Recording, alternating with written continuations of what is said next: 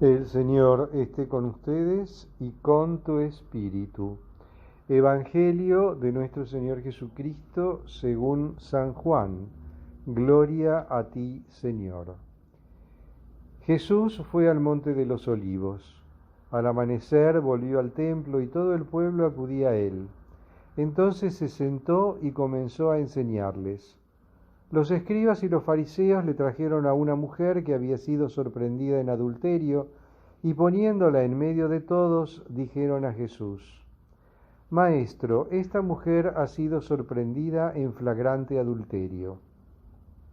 Moisés en la ley nos ordenó apedrear a esta clase de mujeres. ¿Y tú qué dices? Decían esto para ponerlo a prueba a fin de acusarlo. Pero Jesús, inclinándose, comenzó a escribir en el suelo con el dedo. Como insistían, se enderezó y les dijo: El que no tenga pecado, que arroje la primera piedra. E inclinándose de nuevo, siguió escribiendo en el suelo. Al oír estas palabras, todos se retiraron uno tras otro, comenzando por los más ancianos. Jesús quedó solo con la mujer que permanecía allí, e incorporándose le preguntó: Mujer, ¿dónde están tus acusadores? ¿Alguien te ha condenado? Ella le respondió: Nadie, Señor. Yo tampoco te condeno, le dijo Jesús. Vete y no peques más en adelante. Palabra del Señor. Gloria a ti, Señor Jesús. Hemos llegado así al quinto domingo de Cuaresma y estamos prácticamente a las puertas de la Pascua. La semana que viene comenzaremos la Semana Santa con la celebración del Domingo de Ramos. Y hemos estado recorriendo este tiempo de Cuaresma en el que la pedagogía de la Iglesia nos ha ido insistiendo sobre el tema de la conversión. En el primer domingo veíamos las tentaciones de Jesús.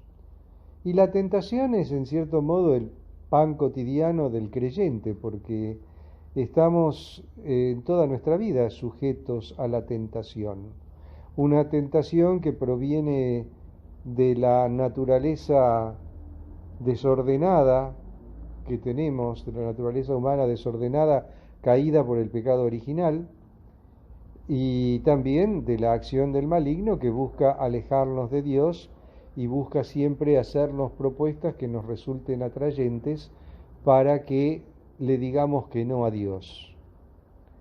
En el segundo domingo de Cuaresma, esa maravillosa teofanía de la transfiguración nos mostraba la gloria del Señor transfigurado. Nos mostraba la esperanza cristiana por antonomasia, o sea, llegar a la gloria, llegar a compartir la gloria con Jesús, con ese Jesús transfigurado, con ese Jesús glorioso. Una gloria a la que estamos llamados todos, pero para que acceder a la cual necesitamos recorrer un camino de conversión. Esa gloria a la que estamos llamados a llegar cuando termine nuestra vida en este mundo y el Señor nos llame para compartir con Él la vida eterna. Una vida eterna que será la recompensa de nuestra vida presente. Y en este camino, entre la tentación y la gloria, tenemos un camino de pecado también, porque el pecado está presente en el mundo, está presente en nuestra vida. Y ahí entra entonces la conversión, porque la conversión, ¿qué significa? Significa reconocernos pecadores, detestar el pecado, reconciliarnos y realizar este camino de conversión. Por eso en estos últimos 3 domingos hemos estado viendo qué significa la conversión. En el tercer domingo de Cuaresma, el Señor nos advertía acerca de la imprevisibilidad de los hechos y de los acontecimientos de este mundo. Teníamos como ejemplo la masacre de la que fueron víctima un grupo de piadosos israelitas que estaban ofreciendo sus ofrendas en el templo cuando Pilatos los mandó matar. También veíamos, se hacía referencia a ese accidente en el que se derrumba una torre en la piscina de Siloé y también resultan muertas unas cuantas personas. El domingo pasado, en la parábola del Hijo Pródigo, esa maravillosa parábola del Hijo Pródigo, veíamos las dos partes, ¿no? Por un lado, el camino de degradación que va recorriendo el hombre cuando queda sumergido por el pecado, cuando se sumerge en el pecado y queda tapado por el pecado, ese camino de degradación que lo lleva a tocar fondo, tanto que deseaba alimentarse con las bellotas que comían los cerdos, que justamente el cerdo es un animal impuro, un animal maldito para el piadoso israelita. Es decir, llegaba a tocar el fondo, y el fondo más bajo que podía tocar.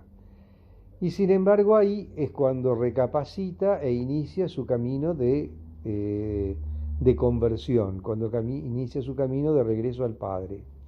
Y como contrafigura estaba ese Padre misericordioso que, contento y alegre porque su hijo vuelve, su hijo emprende su camino de regreso, su hijo vuelve a la vida, entonces el Padre lo recibe alegre, contento y hace una fiesta por el retorno del Hijo.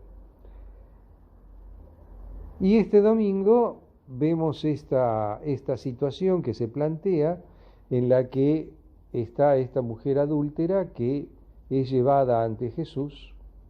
Y acá necesitamos hacer un breve paréntesis para comprender un poquito el contexto.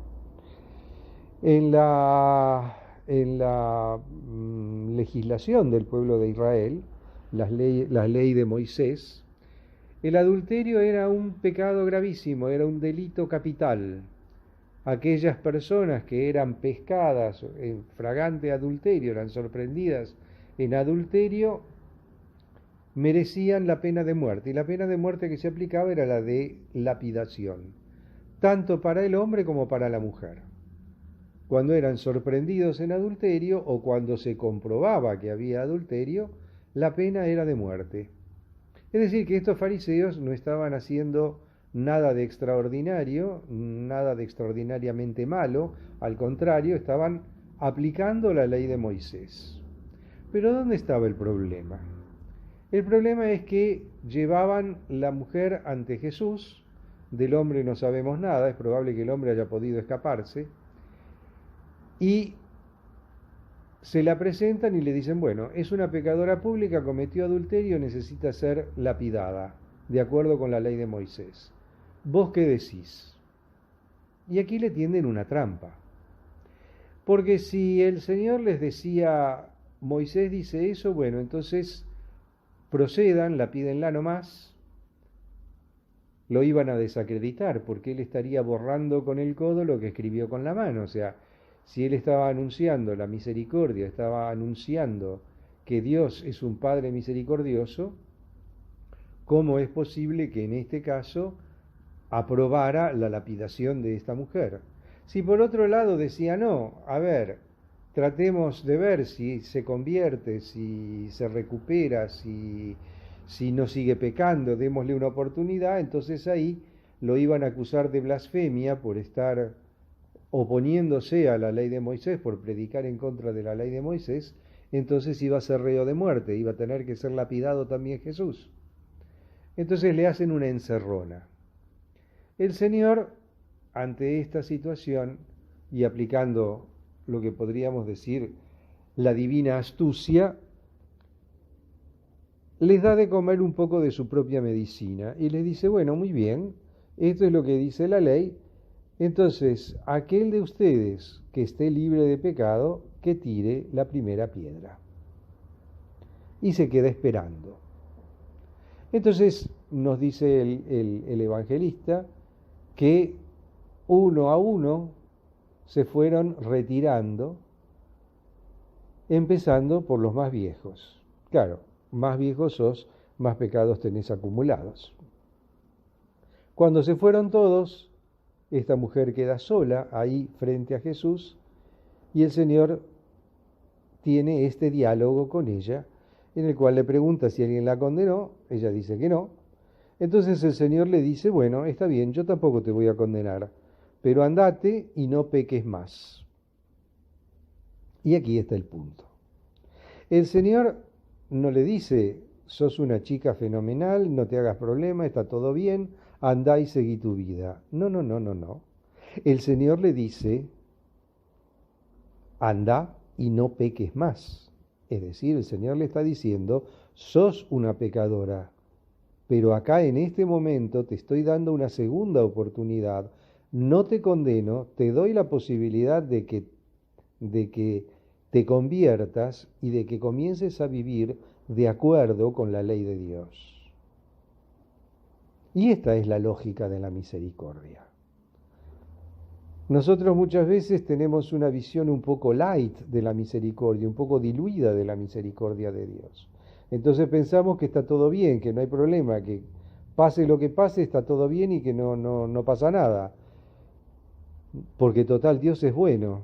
No, eso no es así. Dios es bueno, sí, nadie lo discute. Dios es infinitamente misericordioso, nadie lo discute. Y la misericordia de Dios es maravillosa. Pero la misericordia de Dios espera y exige de parte del creyente, primero, reconocerse pecadores, reconocer los propios pecados, pedir perdón, reconciliarse con Cristo y con la Iglesia, a través del sacramento de la reconciliación, por ejemplo, y a partir de ahí hacer el propósito de enmienda, o sea, el propósito de no seguir pecando. Y algo muy importante que no podemos olvidar es la penitencia y la reparación. Los pecados deben ser reparados y tenemos que hacer penitencia por nuestros pecados, porque nuestros pecados han producido una lesión en el cuerpo místico de Cristo. Entonces nosotros tenemos que reparar los pecados cometidos, hacer actos de reparación por los pecados cometidos. Y eso estamos todos llamados a eso. Seguir a Cristo, seguir el camino de Cristo, seguir el camino de la conversión, implica adoptar para nuestra vida los 10 mandamientos de la ley de Dios, que no son otra cosa que la aplicación de la ley natural a la vida del hombre, y seguir la lógica, el camino de las bienaventuranzas. Es decir, estamos llamados a vivir como el Señor nos ha enseñado. Estamos llamados a vivir como Cristo nos pide que vivamos. Y el Señor fue muy claro, yo no vine a abolir la ley, vine a perfeccionarla. Entonces el Señor nos invita a vivir los 10 mandamientos en el camino de las bienaventuranzas. Ese es el camino de conversión que estamos invitados a recorrer. Ese es el camino de conversión que estamos invitados a recorrer para poder celebrar con un corazón nuevo, con un corazón dispuesto, este misterio de la resurrección, este gran misterio de la resurrección y de la Pascua, que es el misterio de nuestra redención.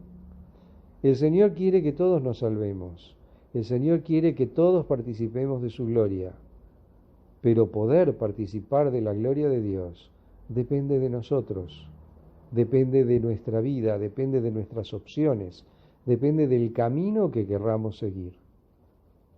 Por eso este camino de conversión que es tan importante, que es fundamental para nuestra vida de fe y que es fundamental para nuestro encuentro con Cristo en la gloria.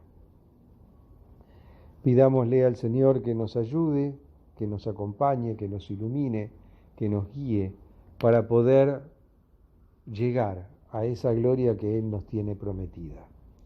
Que nos dé la fuerza que necesitamos, esa fuerza de ánimo que necesitamos para poder renunciar al pecado y para poder reconciliarnos con Él y emprender ese camino de conversión tan necesario para nuestra vida.